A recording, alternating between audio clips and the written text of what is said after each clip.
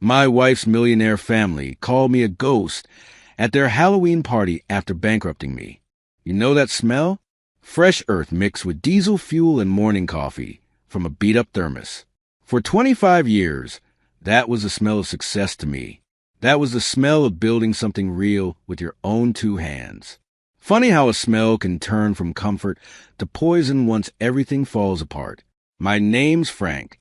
I'm 52 years old, and I used to own a construction company called Frank's Foundations. Used to. Those two words carry more weight than any beam I ever lifted. Let me take you back to when things were good, when I still believed that hard work and a firm handshake meant something in this world. I met Sarah at a charity auction 27 years ago. I was there because my buddy dragged me along, said I needed to get out more. She was there because her daddy practically owned the venue, Harold Montgomery. That name probably doesn't mean much to you, but in the Dallas suburbs, it meant everything. The man built skyscrapers the way most people build Lego towers, except he looked down from them with the same contempt. Sarah was different, or so I thought. She laughed at my jokes. She didn't mind that I showed up in my best shirt that still had a small cement stain on the collar I'd missed. When I nervously told her my hands smelled like concrete instead of money, she grabbed them and said that's exactly what she loved about them. Real hands. Working hands. Her family looked at those same hands like I was holding something obscene. Every Sunday dinner at the Montgomery estate felt like a performance review I was failing. Harold would pat me on the shoulder in front of his millionaire buddies and make jokes about having a real working man in the family, like I was some kind of exotic pet. A trained bear that could occasionally fix a leaky faucet. But I didn't care. I had Sarah, and I had my business. Frank's Foundations wasn't some corporate giant. We weren't building stadiums or shopping malls. We did residential and small commercial work in the northern Dallas suburbs. Solid work. The kind where you stake your reputation on every footer you pour. My company was worth about $5 million, and I'd built every cent of that value without a single penny from the Montgomerys. That fact drove Harold crazier than my old Ford F-250 parked next to his Bentley at family gatherings. I had a crew of 15 guys.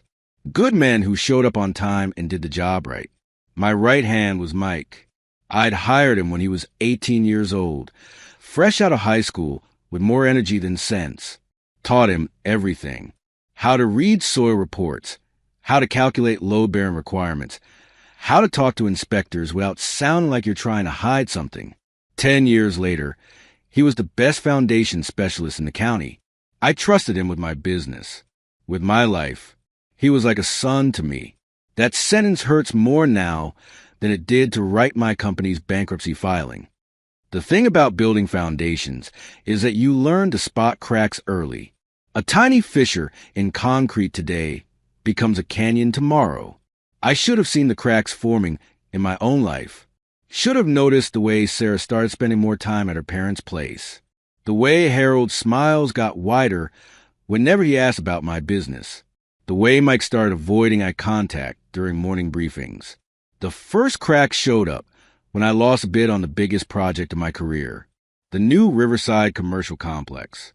15 buildings, 3 years of steady work. I'd spent weeks on that proposal, stayed up nights making sure every number was perfect. My bid was competitive. My track record was spotless.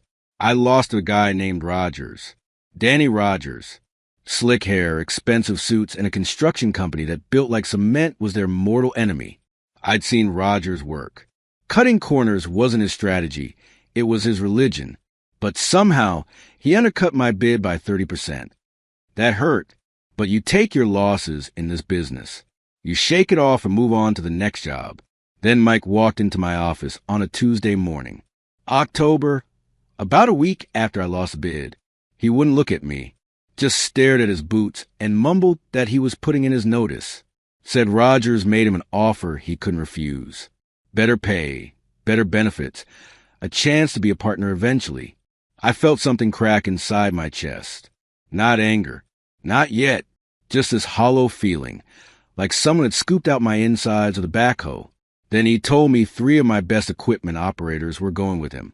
That's when I got angry. I asked him if this was planned, if he'd been talking to Rogers before the bid. Mike finally looked up at me, and I saw shame in his eyes, but he didn't deny it. He just said business is business, and he had a family to think about. Then he walked out of my office, and I sat there feeling like someone had just ripped a load-bearing wall out of my house. You ever notice how betrayals come in waves? Like the universe decides you haven't learned your lesson yet. So it hits you again, harder. 2 weeks before Halloween, Sarah told me she was tired. Not physically tired. Tired of playing the part of a working man's wife. Those were her exact words. Playing the part. Like our 25-year marriage was some kind of community theater production she'd finally gotten bored with. I came home early that day. Had to pick up some documents I'd forgotten. Found her at the gate of our house with 2 designer suitcases. A Mercedes was idling in the driveway. Not our Mercedes. We drove practical cars. This one was silver, pristine, and cost more than most people's houses. Rogers was behind the wheel, smiling like he'd just won another bid. Sarah didn't even have the decency to look surprised. She just sighed like I'd interrupted something inconvenient. Told me she'd have her lawyer contact mine. Said something about how she'd wasted enough years pretending to be satisfied with a middle-class life when she was meant for more. I stood there watching my wife throw her bags into another man's car. Watched Rogers give me this little smirk through the windshield. A smirk that said he'd won more than just a construction project. That's when everything clicked. The lost bid. Mike leaving. The timing of it all. This wasn't coincidence. This was coordinated.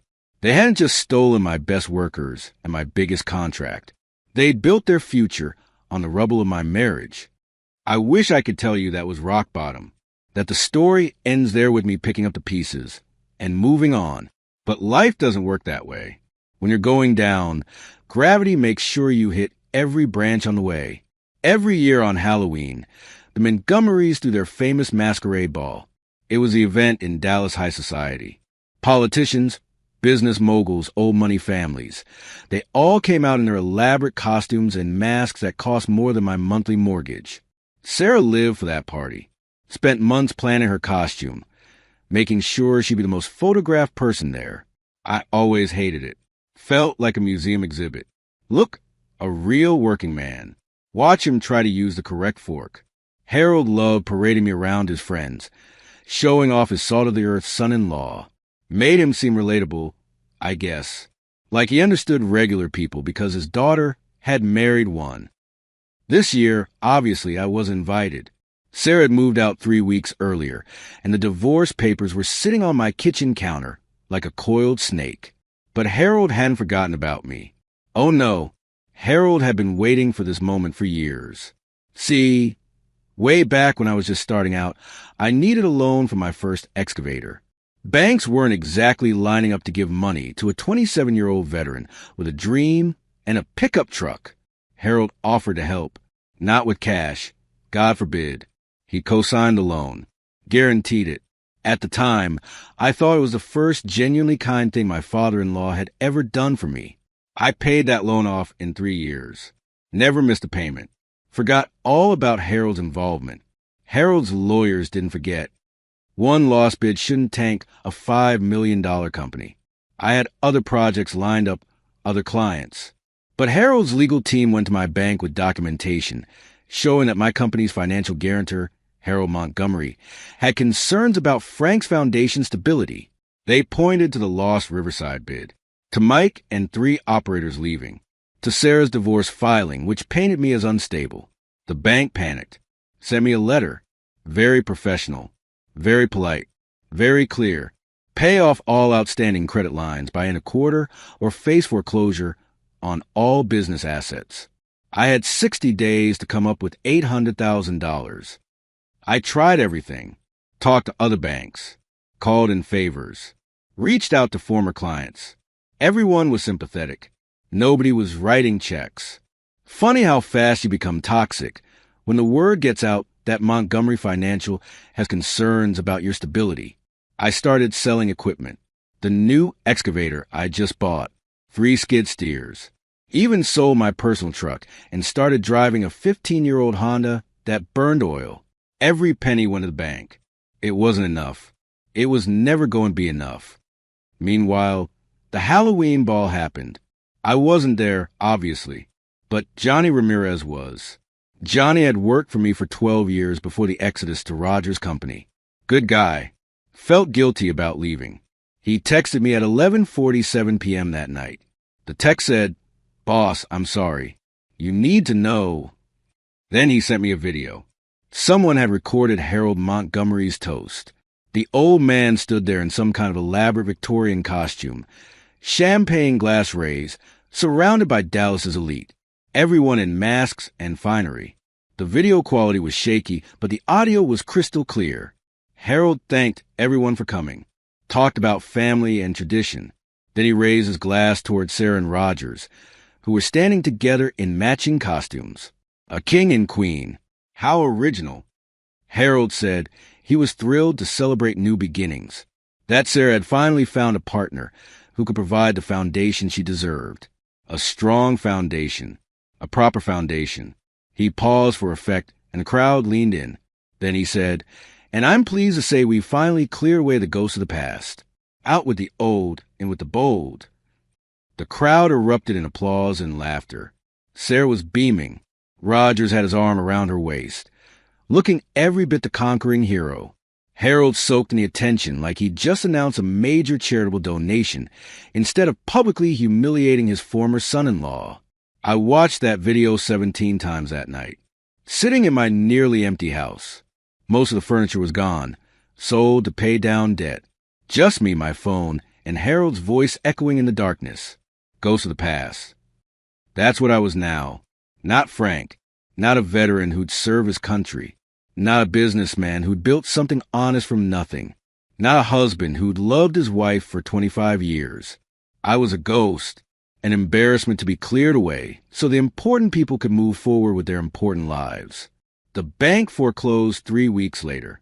Frank's foundation ceased to exist on a Tuesday morning in mid-November, the same day they auctioned off my remaining equipment. I stood in the parking lot and watched strangers load my tools onto trailers. Mike was there. He tried to talk to me, but I just walked away. Didn't trust myself to speak.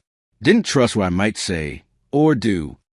I moved into a small apartment on the east side, the kind of place where the heater sounds like it's harboring a dying animal, and the neighbors' arguments come through the walls in high definition.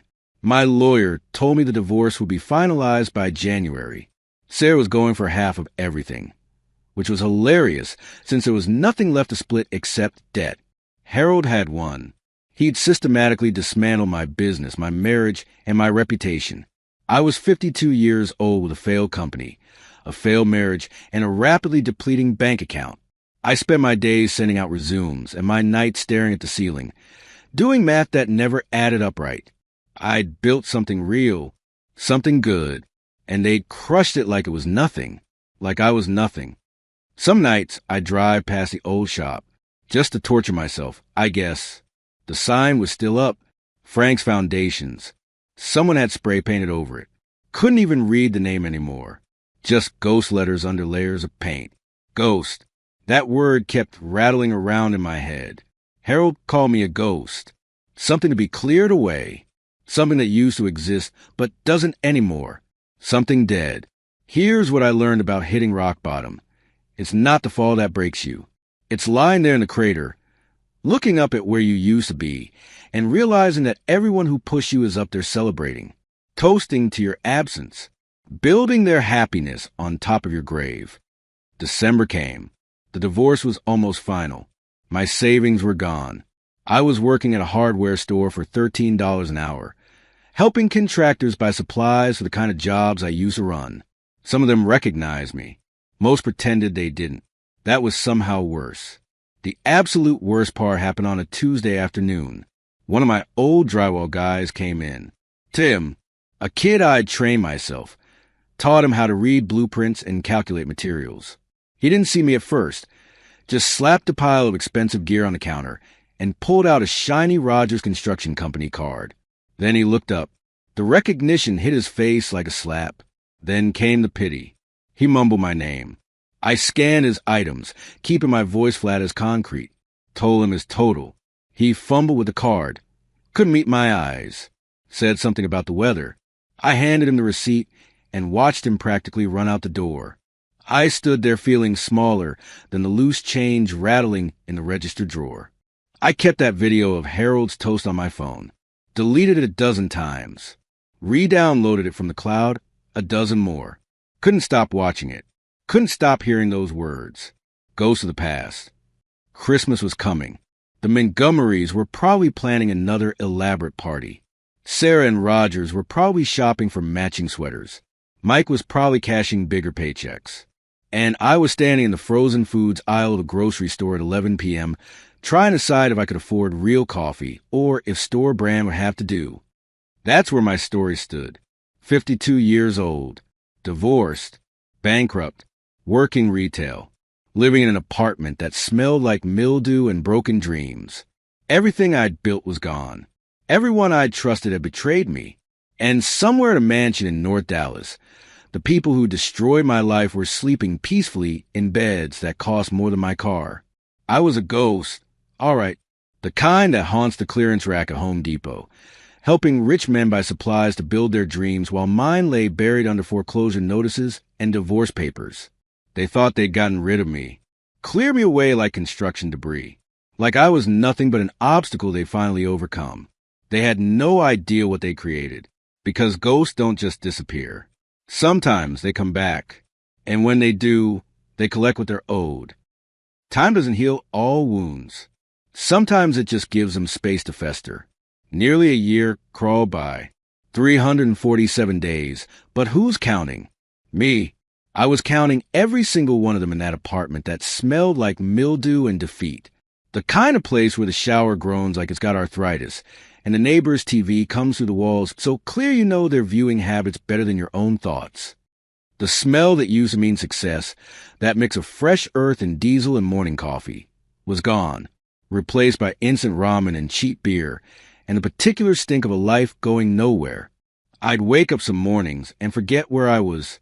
Then I'd remember, and that was worse than any nightmare.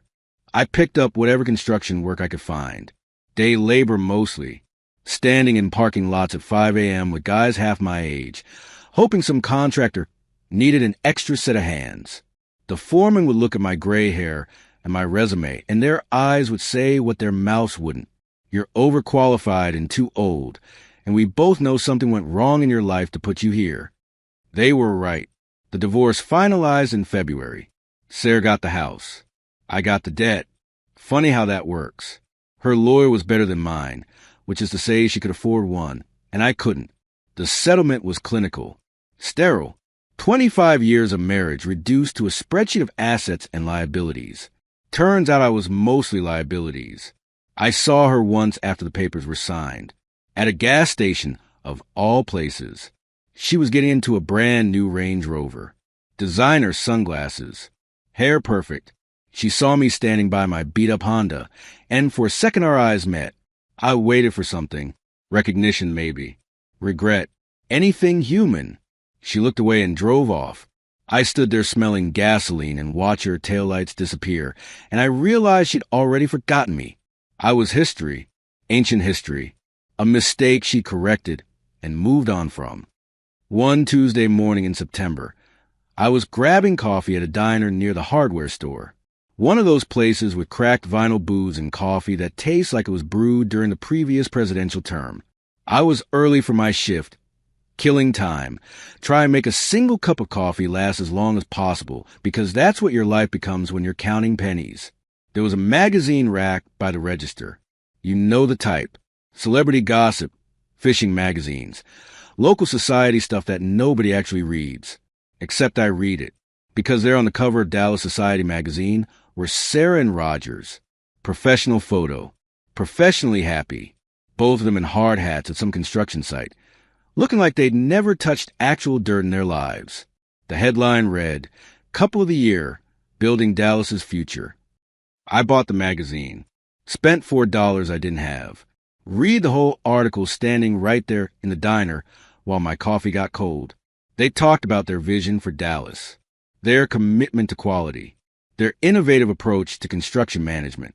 Rogers threw around terms like sustainable practices and community investment, words that sound real good when you're not cutting corners to underbid everyone else. There was a quote from Sarah. She said something about finding a partner who shared her values and her ambitions, about building something meaningful together, about foundations, strong foundations, being essential to any lasting structure. I almost laughed. Would've, if it didn't hurt so much. They weren't just building the future. They built it with the bricks for my life, my workers, my clients, my wife. They demolished me and used the rubble for their empire.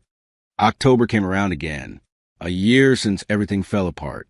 Halloween was approaching, and I knew that meant the Montgomery's annual masquerade ball was coming up, another celebration for people who had everything to congratulate themselves on having even more. I was living in a different apartment by then. Cheaper, smaller. The building manager called it cozy. That's realtor speak for you can touch both walls while standing in the middle of the room. But it was mine, paid for by my hardware store paycheck and the occasional weekend work when I could find it. I was packing, not moving, just consolidating, selling off the last pieces of my old life to make rent. Had a buyer coming for my tool collection. Good tools, too. Snap-on, Milwaukee, the kind you build a career with, the kind that lasts longer than marriages, apparently. I was going through an old toolbox, one of the first ones I ever owned. Bought it used at a pawn shop when I was 23. Red metal, scratch to hell, more rust than paint, but it still latched solid. That's quality. Things used to be built to last. At the bottom, under some old wrenches and a tape measure that didn't retract right anymore, my fingers hit something that wasn't a tool. Cold metal, different weight. I pulled it out. A key, brass, old, heavy, corroded green in spots. For a second, I couldn't place it. Then it hit me like a sledgehammer to the chest. 15 years ago, maybe 16, Sunday afternoon, I was at the Montgomery estate, because of course we spent every Sunday there. Sarah insisted. Family time, she called it. I called it weekly humiliation.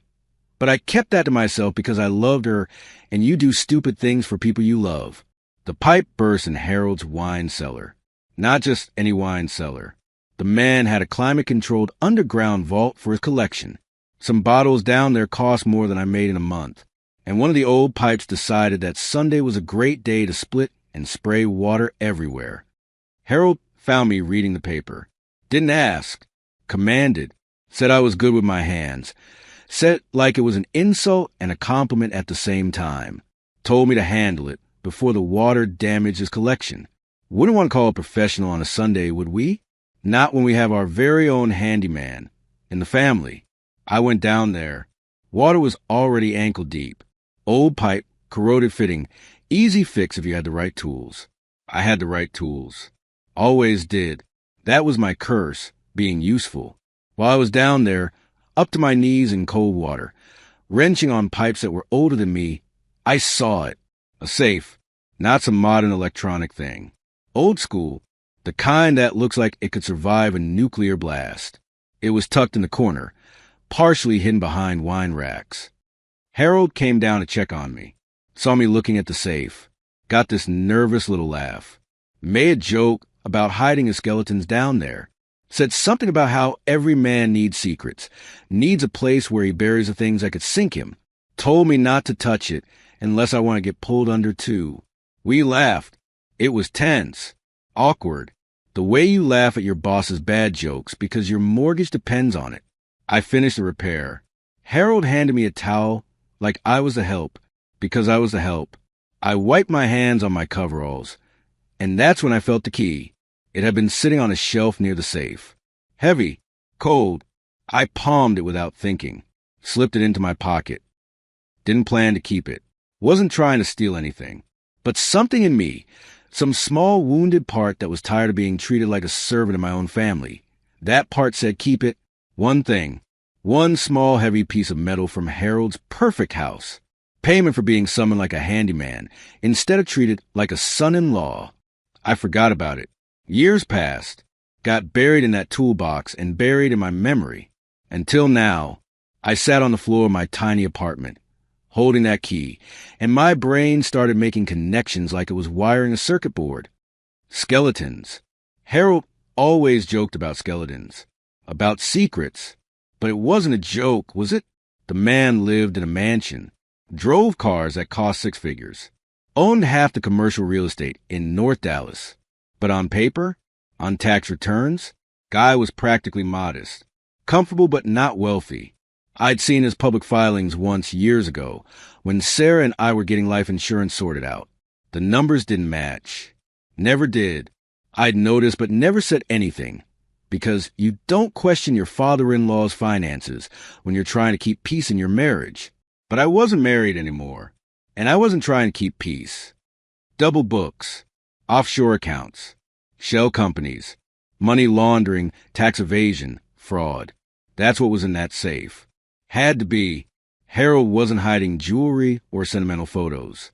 He was hiding a paper trail of every illegal dollar he'd ever made, every corner he'd cut, every law he'd broken building his empire. The man who destroyed my life had buried the evidence of his crimes in a basement vault, and I had the key. My hands started shaking, not from fear, from something else, something cold and clear and focused. For the first time in a year, I felt something other than despair. I felt purpose. I was staring at that key, mind racing through possibilities, when my phone rang.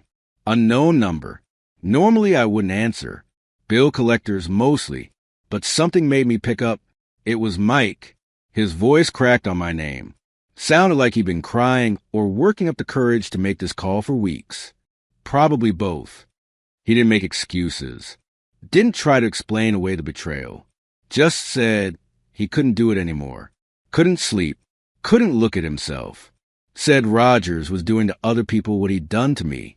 Seeing it happen again, being part of it again, was eating him alive. He apologized.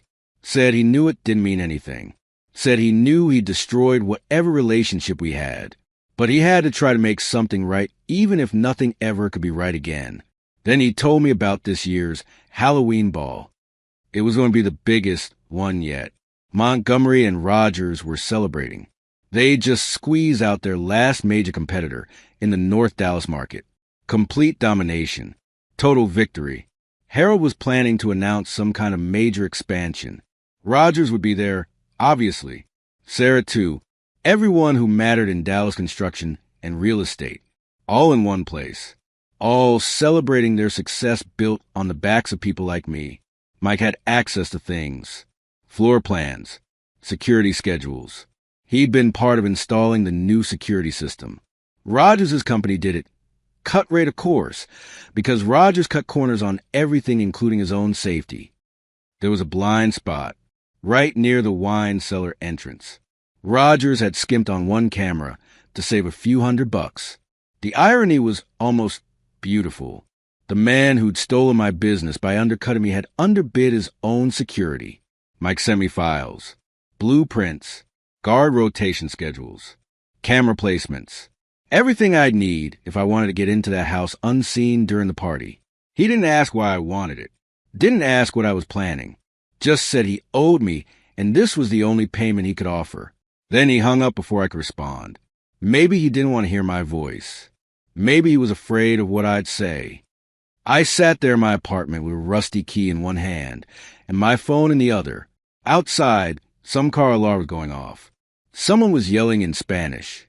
Normal night, sounds in my neighborhood. But inside my head it was quiet, focused, like standing on a job site before the first concrete pour, when everything is planned and prepped and all that's left is execution. My father taught me something when I was a kid. He was a carpenter, worked with his hands his whole life, died with those same hands covered in scars and calluses. He told me that the measure of a man isn't what he builds. It's what he does when someone tears it down. You can walk away, start over. Lots of men do. Probably the smart play, probably the safe play. Or you can rebuild, but not the same structure. Something different, something stronger, something your enemies won't see coming until it's too late. And the foundation they're standing on starts to crack. I looked at that key. 15 years it had been hiding in my toolbox. 15 years of waiting for this exact moment. Like the universe knew. Like it was saving this trump card for when I'd need it most. Harold called me a ghost. Said he cleared me away. Treated me like I was already dead and buried and forgotten. But here's the thing about ghosts. They're not really dead. They're unfinished business. They're debts that never got paid. They're mistakes that come back when you least expect them. They're the things you threw away that somehow find their way back home. Harold Montgomery had no idea what he created when he destroyed my life. He thought he'd eliminated a problem, cleared away an obstacle, buried a ghost. He didn't bury me deep enough. I stood up, set the key on my small kitchen counter, looked at it sitting there in the fluorescent light, brass tarnished to green, still heavy, still solid, still the key to a door that Harold thought was locked forever. My phone buzzed. Mike had sent one more text. Just 3 words. "I'm sorry, boss." I didn't reply. Wasn't sure what to say. Maybe there was nothing to say. Some things you do can't be forgiven with words. They can only be balanced with actions. Halloween was 3 weeks away.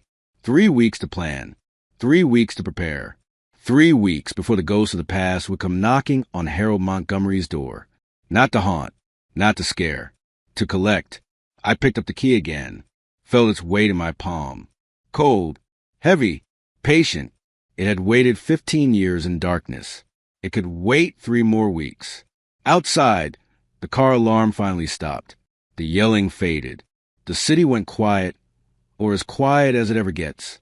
Somewhere in North Dallas, in a mansion I use to visit for Sunday dinners, Harold Montgomery was probably sipping expensive scotch, planning his party, counting his money, sleeping the peaceful sleep of men who think they've won. Let him sleep. Let him celebrate.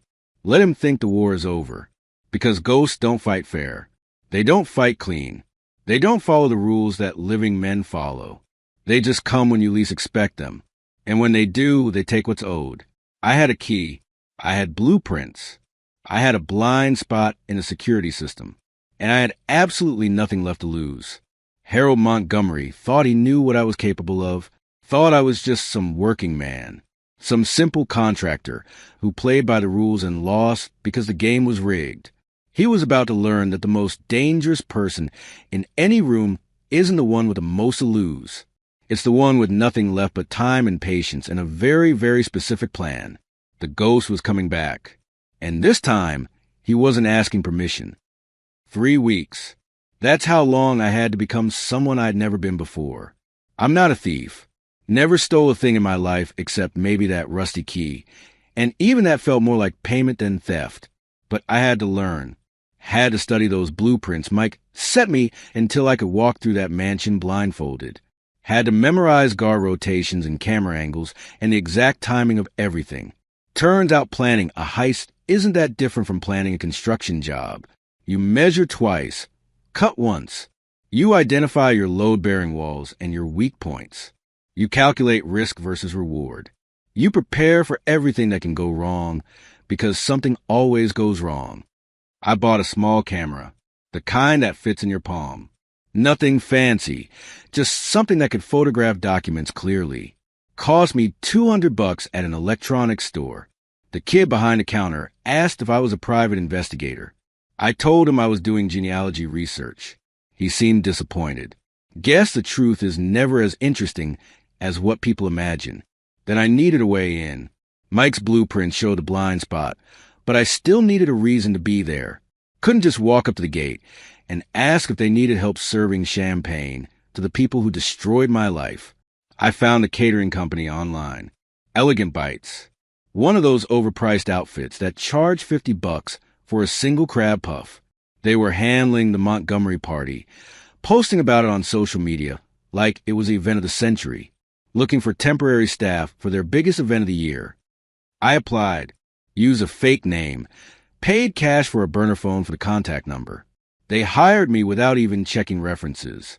Turns out when you're willing to work Halloween night for minimum wage plus tips, caterers aren't picky about your background. They sent me the uniform. Black pants, white shirt, black vest, bow tie. I stared at a hanging in my apartment and thought about how I used to wear suits to pitch million-dollar projects. Now I was putting on a penguin costume to serve drinks to the people who'd taken those projects from me. Funny how life works. Halloween fell on a Friday that year. Perfect for a party.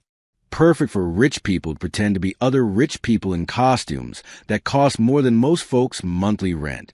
I showed up at the catering company's staging area at 4 p.m., about 20 other servers, mostly college kids trying to make extra cash. Nobody looked at me twice. Middle-aged guy in a catering uniform? Invisible. Might as well have been wearing an actual ghost costume. The supervisor, a stressed woman named Monica, who looked like she survived on coffee and anxiety, handed out assignments. I made sure to volunteer for beverage service. Keep moving. Keep your head down. Refill glasses and fade into the wallpaper. Perfect. We loaded into vans at 5:30. The Montgomery estate was lit up like a Hollywood premiere. String lights everywhere, enormous inflatable decorations, the kind of over-the-top display that screams we have more money than taste. Cars lined the circular driveway. Bentleys, Ferraris, Teslas, Range Rovers. Probably $20 million worth of vehicles just sitting there. The house itself looked like a cruise ship on fire. Every window blazing with light. You could hear the party from the street. Music, laughter, the sound of people who'd never worried about making rent having the time of their lives.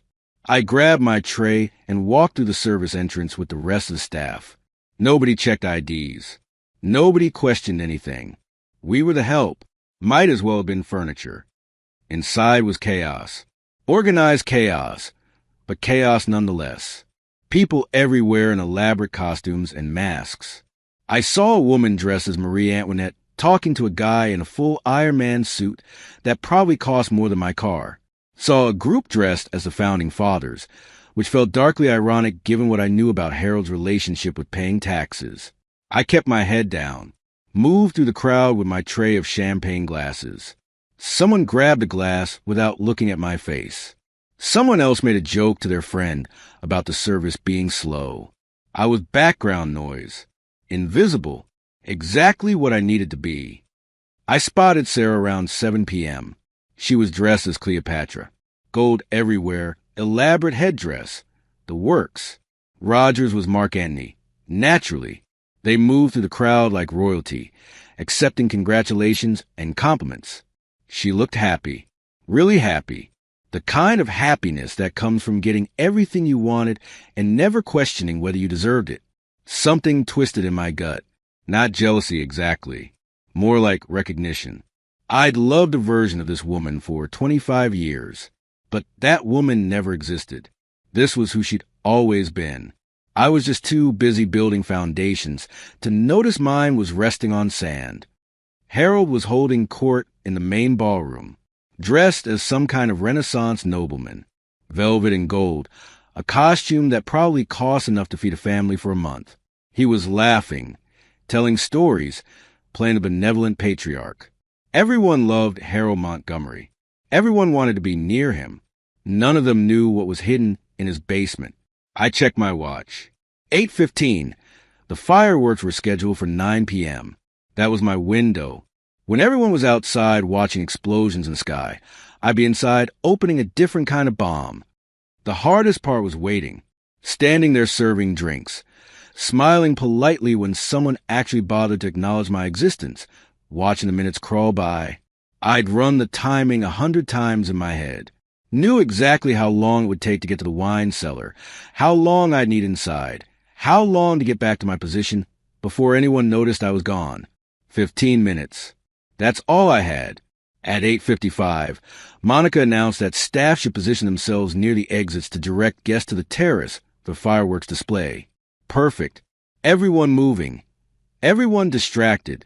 The kind of controlled chaos that makes security guards focus on a crowd instead of corners. I drifted away from my assigned position, moved toward the east wing like I was heading to restock my tray. Nobody stopped me. Nobody even looked. The hallway to the wine cellar was empty, dark. I could hear the party behind me getting more distant with each step. My heart was hammering so hard I could feel it in my throat. This was it. No turning back after this. The door was exactly where Mike's blueprints said it would be. Old wood, brass handle, the kind of door that belongs in a house with history. I pulled out the key. My hand was shaking. Not from fear exactly. From adrenaline. From the weight of what I was about to do. I slid the key into the lock. It didn't turn. My stomach dropped. 15 years of rust and corrosion. The key fit, but something was stuck. I applied pressure. Gentle at first, then harder. Nothing. The metal resisted like it had fused solid over the years. Outside, I heard the first boom of fireworks. My window was opening, and I was stuck at a locked door with a key that didn't work. I closed my eyes, took a breath. My father's voice in my head. When something won't move, you're either pushing wrong or not pushing hard enough. I gripped the key tighter. Applied steady, firm pressure. Not forcing it, but not giving up either. The kind of pressure you use when you're trying to break something free without breaking it off. The lock groaned. Metal on metal. Years of rust screaming in protest. Then suddenly it gave. The key turned. The lock clicked open. I was inside. The stairs down were exactly as I remembered. Stone, worn smooth by a century of footsteps. Cool air rising from below. That particular smell of old wine and older money. Behind me, fireworks were going off like artillery. Booms and cracks echoing through the night. Nobody would hear a door close. Nobody would notice a ghost descending into darkness. The wine cellar was bigger than I remembered. Racks stretching into shadows. Bottles were thousands, tens of thousands. A collection that would make sommeliers weep. And in the corner, behind a rack of what was probably vintage Bordeaux, the safe. Still there, still massive, still holding secrets that could bury a rich man. I pulled out my camera, checked the battery. Full charge, tested the flash. Working, everything ready. Now I just needed to get into the safe. I didn't waste time trying birthdays or anniversaries. Harold wasn't sentimental. He was an egotist. What mattered to him? What would he choose as a combination to his most important secrets? Then it hit me. The story he used to tell at parties. His first big score. The deal that made him. He bought out his first partner's company for pennies on the dollar. Forced a guy into retirement with nothing but a handshake and a promise that Harold never kept. The date of that acquisition was Harold's origin story. His proof that he was smarter, tougher, meaner than everyone else. July 14th, 1987. I spun the dial. July 14th, 87. Click. The safe opened. Inside was exactly what I'd hoped for and more. File folders. Hard drives. USB sticks. Ledgers written in actual ink. Harold had kept everything. Every shady deal. Every illegal transaction. Every tax dodge and fraudulent transfer. The man documented his own crimes like he was proud of them. Maybe he was. Maybe when you get away with it for long enough, you start to think you're invincible. I started photographing. Page after page. Document after document. Wire transfers to the Cayman Islands. Shell company registrations in Delaware and Panama. Double book accounting that would make the IRS agents who saw it weep with joy. And then, buried near the bottom, emails. Email chains between Harold and Rogers, discussing my company, planning my downfall, coordinating the bid theft, the employee poaching, even timing it with Sarah's departure for maximum damage. It was all there, every piece of the conspiracy, every nail in their coffin. I photographed everything, my camera clicking away like a machine gun, and with each click I felt something heavy lifting off my chest. They destroyed me deliberately, methodically, with planning and precision. This wasn't bad luck or business. This was murder. They'd killed Frank's foundations and danced on its grave. Now I had proof. I was almost finished when I heard voices at the top of the stairs. I froze, camera in one hand, file folder in the other. The voices got louder. Footsteps on stone. Coming down. I shoved everything back into the safe. Pushed it closed but didn't lock it. No time. Slid behind the wine rack. Pressing myself into the corner. trying to make myself small. The overhead light clicked on, bright, exposing. If they looked in my direction, I was done. Harold's voice, the 94 Margot, I think. It's perfect for the announcement. Rogers, you sure you want to break that one out? Thing's worth, what, $3,000 a bottle. Harold, tonight's we're celebrating. We finally cornered the entire North Dallas market. Nobody left to compete with. They moved toward the wine racks. 20 feet from where I was hiding. 15. I could see them now through gaps in the bottles. Harold in his ridiculous costume. Rogers looking smug in whatever historical figure he was pretending to be. Rogers pulled a bottle, examined the label. You see that picture in Dallas Society last month? Frank working at a hardware store. Guy looked like he'd aged 20 years. Harold laughed. The sound made my blood turn to ice. I saw it. Real ghost, isn't he? Sarah dodged a bullet getting out when she did. Imagine being married to that kind of failure. Rogers. She definitely traded up. Though I gotta say, I almost feel bad. Guy never saw it coming. Harold. That's because he was always just a working man. Born to dig ditches, not run businesses. You can teach a dog tricks, but it's still just a dog. They stood there talking about me like I was already dead and buried. Talking about their victory, their success, how smart they'd been to eliminate me before I became a real threat. They clinked bottles together like they were toasting my funeral. And I stood there in the shadows, holding evidence of every crime they'd committed, listening to them celebrate my destruction, and I thought, they're right. I am a digger. That's what I do. I dig, and I just dug deep enough to hit their graves. They grabbed their wine and headed back upstairs. The door closed. The light went out. I waited in darkness, counting to 100, making sure they were really gone. My heart was pounding so hard I thought it might crack my ribs. I had what I needed, more than I needed. Every document photographed, every crime documented. Enough evidence to bury Harold Montgomery, and everyone connected to him so deep they'd need a mining operation to dig out. I climbed the stairs slowly, carefully. At the top, I cracked the door open. The hallway was empty. Fireworks were still going off outside. I could hear the crowd ohing and awing at each explosion. I slipped out, locked the door behind me, pocketed the key, walked back toward the main party, like I'd just been restocking my tray. Nobody noticed. Nobody cared. I was invisible again. The rest of the night passed in a blur. I served drinks. I smiled politely. I watched Harold give his speech about the future of Montgomery development and the bright new chapter they were entering. Watched everyone applaud. Watched Sarah and Rogers stand beside him like the perfect power family. And the whole time, I had their destruction sitting in my pocket in a camera no bigger than a deck of cards. At midnight, we packed up. Monica was happy with how everything went. Told us we'd all get a bonus for handling such a big event. I thanked her, took my uniform home, threw it in the trash.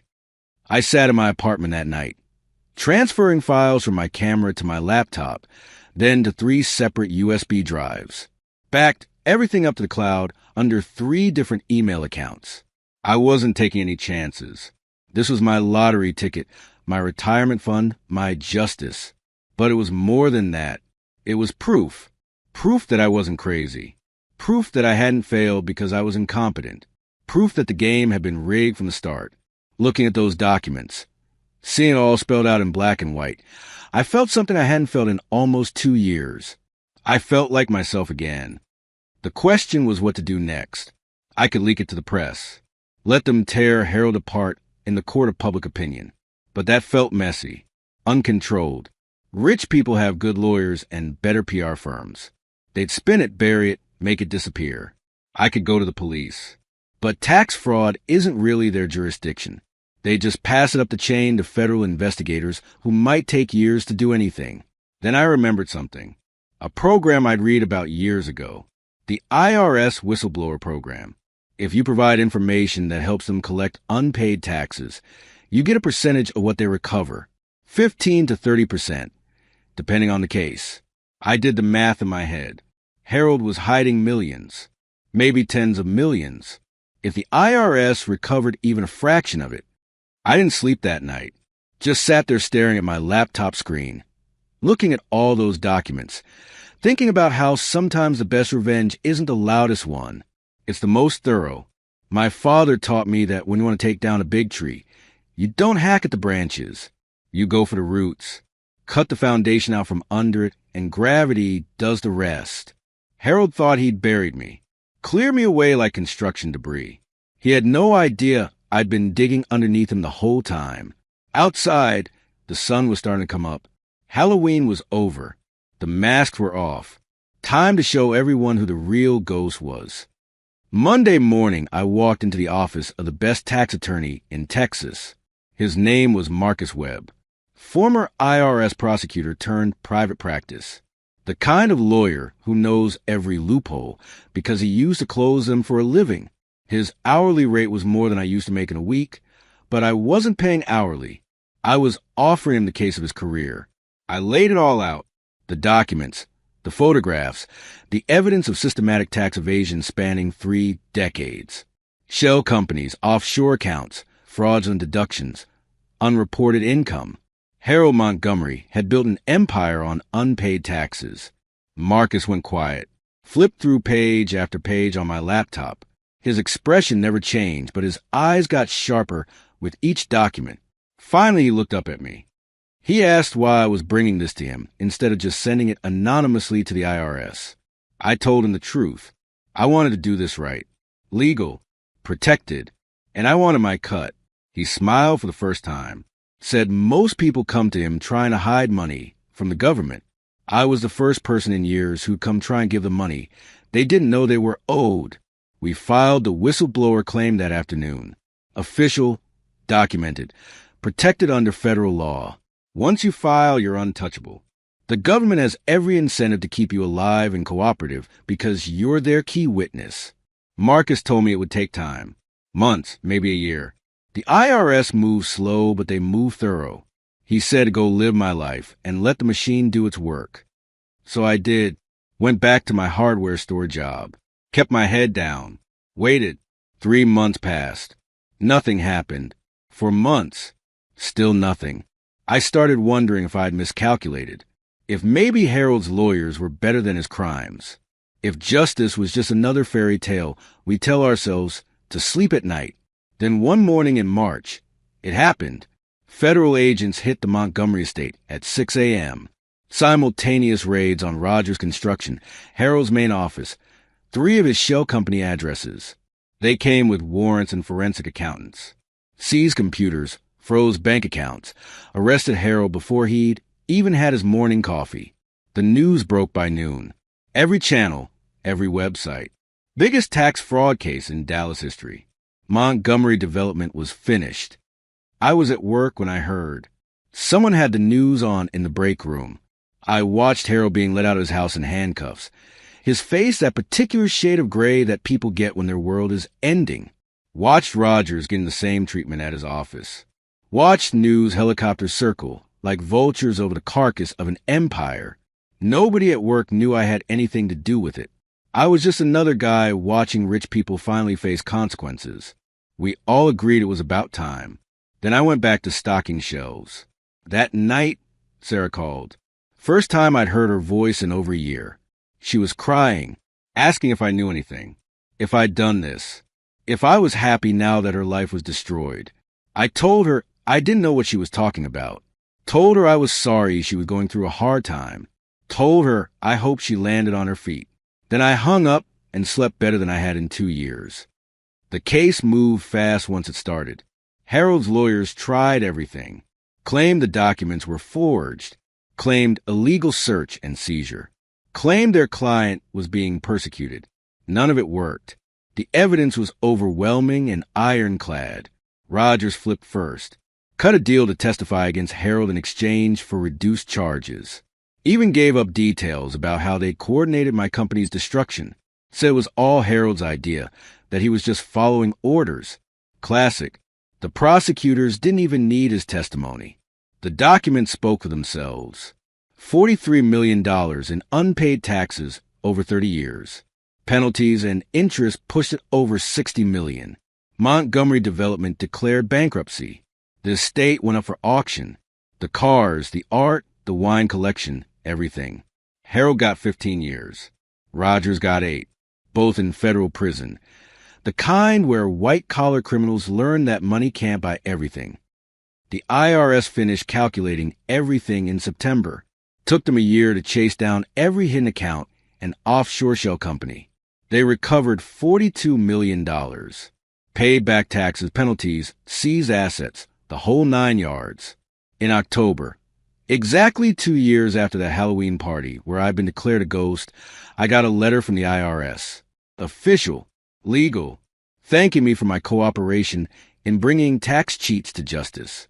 Attached was a check. $7,200,000. My cut, 18% of the recovered amount. Legally earned. Federally protected. Every penny of it mine. I sat in my apartment staring at that check for an hour.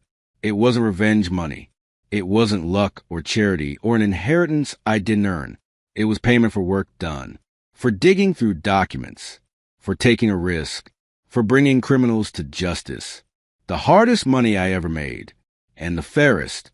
First thing I did was pay off every debt I had. Every credit card. Every loan. Every dollar I owed to anyone. Being debt-free felt better than being rich. Second thing I did was buy back my company name. Frank's Foundations was dead, but its corpse was still warm. The bankruptcy trustee was happy to sell me the naming rights for almost nothing. Nobody else wanted them. Third thing I did was go to the Rogers Construction bankruptcy auction. It was beautiful, poetic even. All of Rogers' equipment, his office furniture, his contracts, everything he'd stolen from me. Sitting there waiting for the highest bidder. There weren't many bidders. Word gets around when a company goes down for fraud. Nobody wants to touch anything associated with that stink. I bought it all. His excavators, his office, his client list, pennies on the dollar. The whole lot for less than $200,000. The trustee seemed relieved someone was willing to take it. I renamed everything. Scrubbed off Rogers' branding. Brought it all under the Frank's Foundation's banner. Bigger than before. Stronger than before. Built on actual money this time, not debt and dreams. Then I started calling my old crew, the guys who'd stayed loyal, the guys who'd left because they had families to feed and couldn't go down with a sinking ship. Told them I was back. Told them I was hiring. Told them we were going to build something real. Mike was the hardest call. Part of me wanted to leave him behind. Let him live with his guilt. But my father taught me that a man's worth isn't measured by his mistakes. It's measured by what he does after. Mike cried when I offered him his job back. Said he didn't deserve it. I told him he was right. He didn't, but I was giving it to him anyway because second chances are rare and we don't waste them. He's been my right hand again for 6 months now. Works harder than anyone. Shows up early, leaves late. Trying to earn back what he lost. Maybe he will someday. Maybe he won't. But he's trying, and that counts for something. The new Frank's Foundations is different from the old one. We're bigger. We have better equipment. We pay better wages. We turn down jobs from clients we don't trust. We build things that last because we put our name on them, and our name means something. Word got around. The guy who took down Harold Montgomery is back in business. Some people are afraid of me now. Think I'm vindictive. Dangerous. Good. Let them think that. I'm not the same person who got pushed around and destroyed. I'm someone who learned that sometimes you have to burn it all down to build something better. We're working on 3 major projects right now. Commercial buildings. The kind of work I used to dream about. The kind that keeps 50 people employed and feeds 50 families. Honest work. Real work. The kind that makes you tired at the end of the day, but proud when you drive past it. I saw Sarah one more time. She was working as a realtor. The kind who sells starter homes to young couples with big dreams and small budgets. Fell pretty far from Cleopatra at the Halloween ball. She was showing a house 3 blocks from one of my job sites. I was grabbing lunch from a food truck when I saw her. She looked older, harder.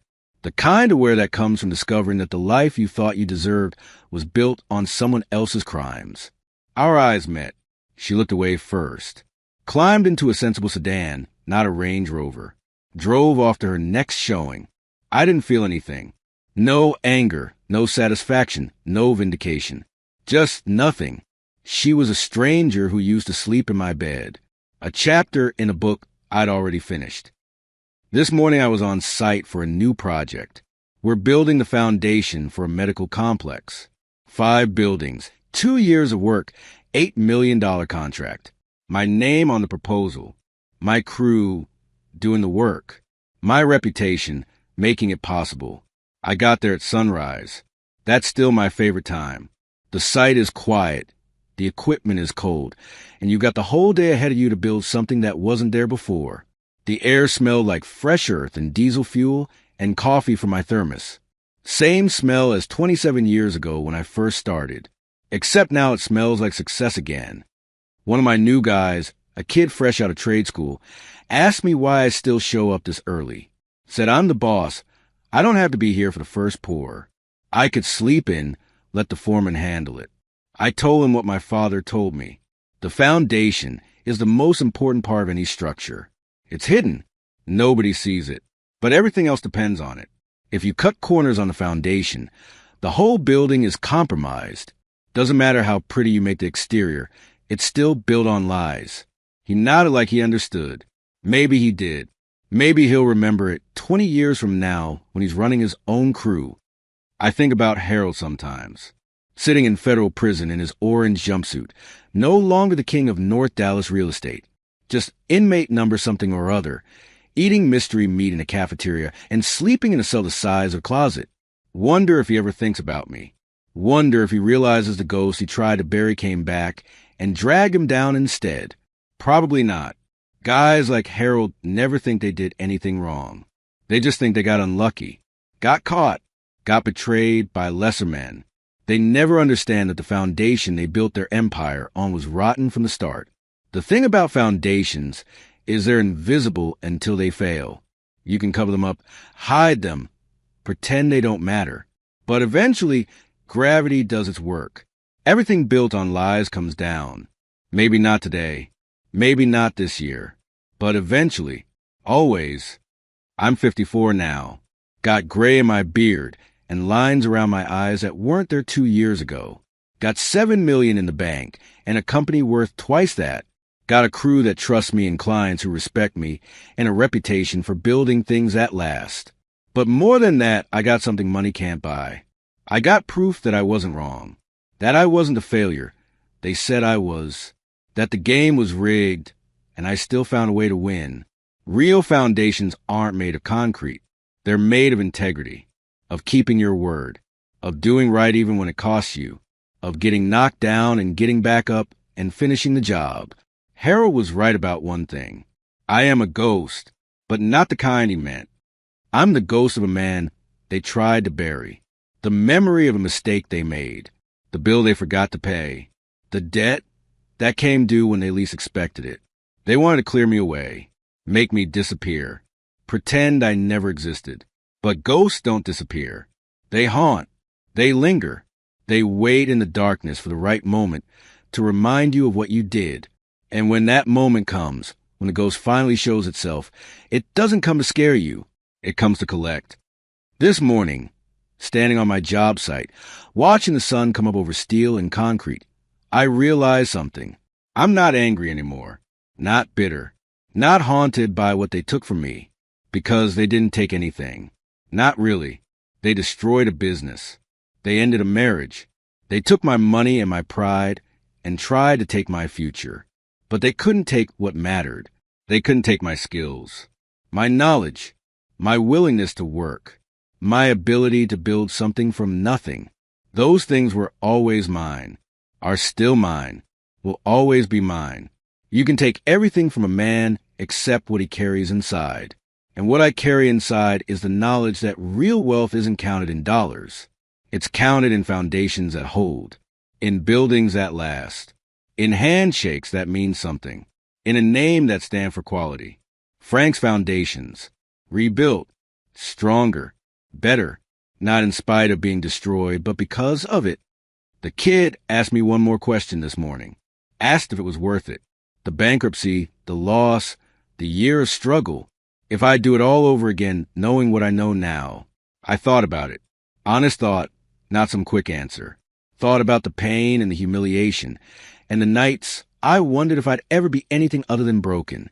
Then I looked at the job site, at the equipment with my company name on it, at the crew starting their day, at the foundation we were about to pour, solid and true and built to last. I told him yes. Every bit of it was worth it, because the man I was before couldn't have built this. That man was too trusting, too naive, too willing to believe that fairness and hard work were enough. The man I am now knows better, knows that sometimes the world is unfair, that sometimes people you trust will betray you, that sometimes you have to fight dirty to survive. But he also knows that survival isn't enough. You have to rebuild, have to prove that you're more than your worst moment, have to show the world that knocking you down just made you learn how to stand up stronger. They call me a ghost, tried to erase me, bury me, make me disappear. They were right about one thing. I am a ghost, but I'm the kind of ghost that builds, that creates, that rises from the rubble of what you destroyed and constructs something better from the ashes. I'm the ghost of every man who ever got knocked down and got back up, the ghost of fair play in an unfair world, the ghost of justice when mercy runs out. I'm Frank. I build foundations. And this time, I built one that nothing can shake.